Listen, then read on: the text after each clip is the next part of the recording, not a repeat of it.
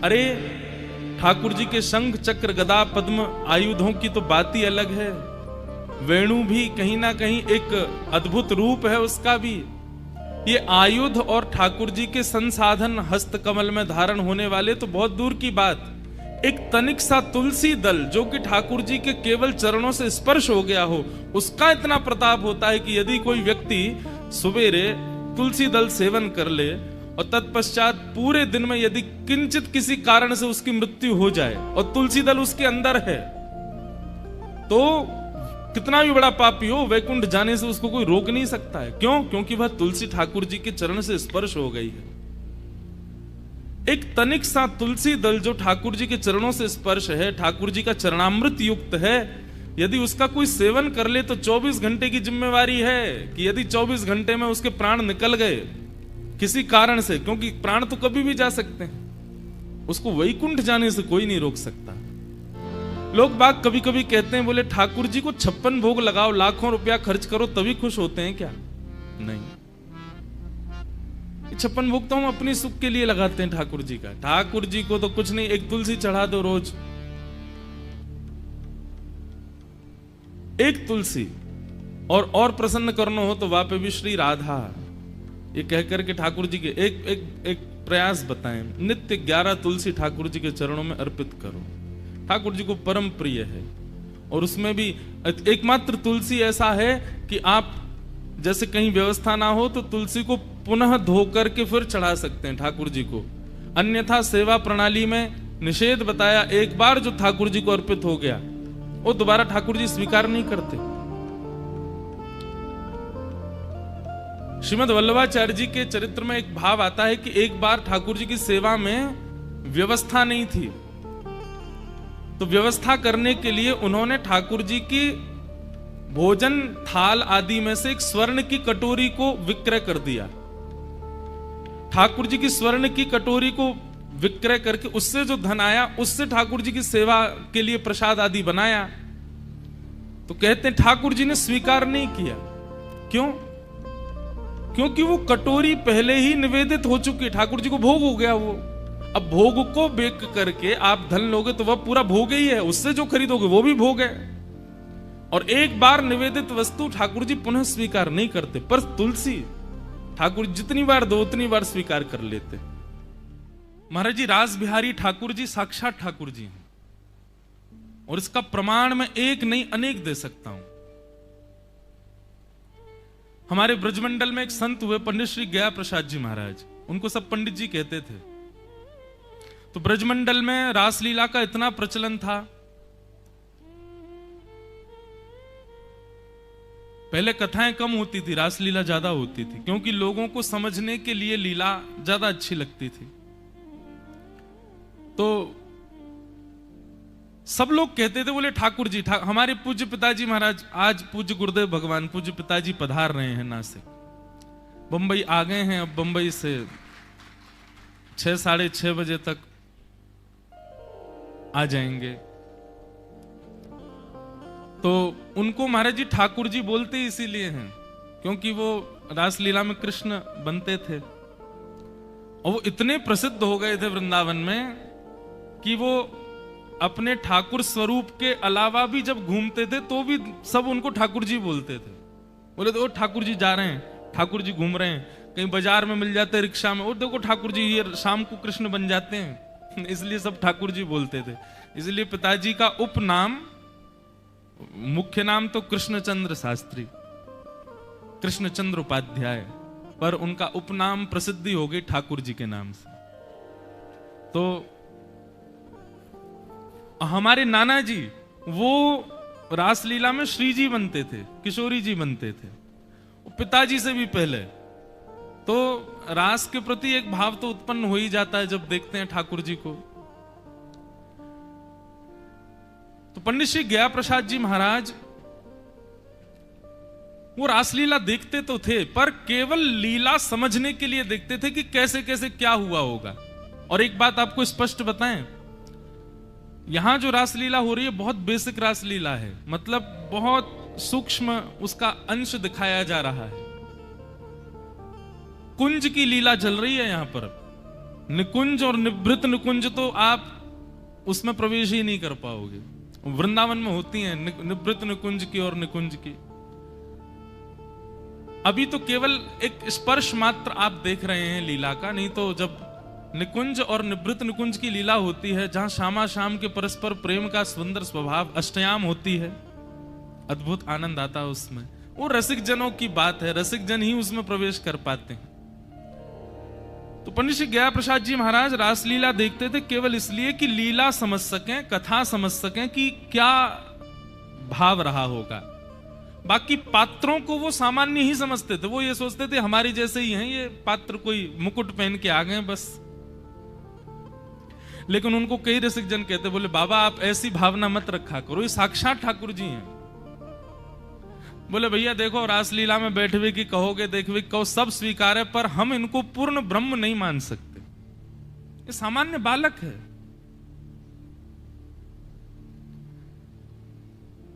लेकिन एक दिन पंडित जी महाराज के चित्त में भाव आया, बोले अगर ये पूर्ण पर ब्रह्म है तो मौसम नहीं है अभी अमरूद का, अभी अमरूद फल हुआ नहीं है, पर ब्रह्म है तो अमरूद प्रकट कर सकते हैं। मेरी अमरूद खाने की इच्छा है और इनका उच्छिष्ट खाने, ये झूठा अपना खिलावे तो मैं मानूंगा कि ये साक्षात पर ब्रह्म है। और पंडित जी महाराज गोवर्धन में विराजते थे, बैठे थे कथा में। हमारी महाराज जी पूरी कथा श्री हनुमान जी महाराज, जगन्नाथ जी, गोपाल जी, राधा रमन जी, हमारे इष्ट चतुर्भुज ठाकुर जी, पूज्य पिताजी के गुरु जी और पूज्य श्री पंडित जी महाराज, ये दो चित्र सदैव रहते हैं सामने। पंडित जी पूरी कथा में बैठते हैं। तो बोले कि यदि ठाकुर जी ने अमरूद खिलाया, अपना उच्छिष्ट खिलाया, झूठा खिलाया, तो मानूंगा कि ये पर ब्रह्म है। और उस दिन लीला करते करते करते करते ठाकुर जी के जाने क्या चित्त में आया, तो ऐसी दर्शनार्थी भोग भोग रख जाते हैं, उसी में ना जाने कहां से कोई अमरूद ले आया। और ठाकुर जी लीला करते करते गए और उसमें से एक अमरूद निकाला, अमरूद निकाल करके स्वयं पाया और पा करके सीधे भीड़ में बैठे दूर पंडित जी महाराज को देखा और दौड़े कूदे, मंच से दौड़ करके गए, उनकी गोद में जाके बैठ गए और बोले बाबा मुंह खोलो। पंडित जी महाराज के तो रोम रोम कांपे, उनकी आंखों से आंसू निकले। बोले अमरूद खावे को मन है, रोना ले खा ले। और खवा के ठाकुर जी भाज गए। 3 दिन तक मूर्छा अवस्था में रहे पंडित जी महाराज। और 3 दिन बाद जब मूर्छा उनकी टूटी, सीधे रास बिहारी ठाकुर जी के पास गए, चरणों में जाकर के क्षमा प्रार्थना कर, मुझे क्षमा कर दो नाथ, मैं आप पर संशय कर रहा था। तो ठाकुर जी ने कहा कियो। ठाकुर जी लेटे भय, मतलब लीला नहीं चल रही थी, तैयार हो गए थे ठाकुर जी, बस अपने सिंहासन पर लेटे भय। तब पंडित जी ऊपर पहुंच गए, पर्दा के पीछे पाम दबाने लगे, ठाकुर जी मुझको क्षमा कर दो। तो जो रास बिहारी ठाकुर जी स्वरूप सरकार बोले बैठ जाओ बाबा, तो बैठ गए और अपने पैर के अंगूठे से, पैर के अंगूठे और उंगली के बीच ऐसे खोल के बाबा के ऐसे नाक दबाने लगे ठाकुर जी। और बाबा उनके पैर दबा रहे थे, ठाकुर जी खेल रहे थे, ऐसे अंगूठा से उंगली से उनकी नाक दबा रहे थे। तो इतने में स्वामी जी जो गाते हैं वो भीतर आ गए और उन्होंने आकर के ठाकुर जी को थोड़ा डांट दिया। अरे ठाकुर जी कहा कर रहे हो, बेचारे बाबा तुम्हारी सेवा कर, तुम नाक दबा रहे हो उनकी।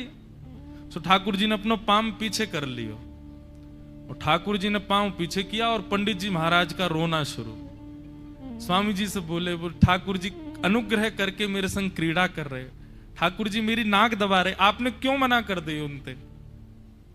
अरे वो साक्षात परमेश्वर हैं, ईश्वर हैं।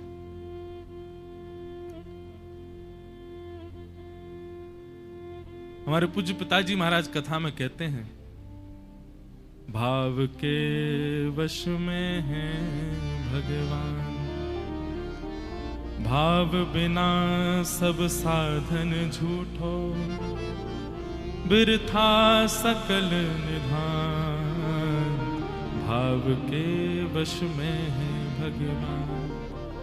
यदि आप भाव एक सामान्य संगमरमर की मूर्ति पर कर सकते हो, तो मुकुट धारण करके श्रृंगार करके ठाकुर जी की भांति उन्हीं के भाव को कहने वाले उस व्यक्ति में आप भाव क्यों नहीं रख सकते? और यदि आपको उनमें ठाकुर जी नहीं दिखे तो आपको मूर्ति में भी ठाकुर जी कभी नहीं मिल सकते। भाव बिना सब साधन झूठो। भाव नहीं तो आपके सारे साधन झूठे हैं। भाव प्राधान्य है। अन्य किसी देव की भक्ति में जप प्राधान्य होगा, तप प्राधान्य होगा, अन्य साधन प्राधान्य होंगे, लेकिन यदि आप स्वयं को कृष्ण भक्त कहते हो तो भाव में आइए, भाव में रहिए। भाव प्राधान्य है। और भाव प्राधान्य व्यक्ति जो है ना, वो अन्य किसी बंधन में नहीं रह सकता, वो भाव में ही रहता है, उसको भाव ही प्रधान होता है। जिन पंडित जी महाराज का मैं सुंदर भाव अभी बता रहा था, पंडित जी महाराज सदैव भाव में ही रहते थे। ठाकुर जी के बस कोई मुकुट पहन के उनके सामने आ जाए, वो इस प्रकार उससे मिलते थे जैसे मानो साक्षात ठाकुर जी आ गए हों। देखने वाले सब आश्चर्य करते थे, बोले सामान्य बालक है वो, बाबा देखो ऐसे कर रहे हैं। कभी कभी कोई बाबा जी से कहता, पंडित जी महाराज से, बोले बाबा आप ऐसे कोई भी मुकुट पहन के आ जाए, आप इतना नतमस्तक क्यों है जाएं?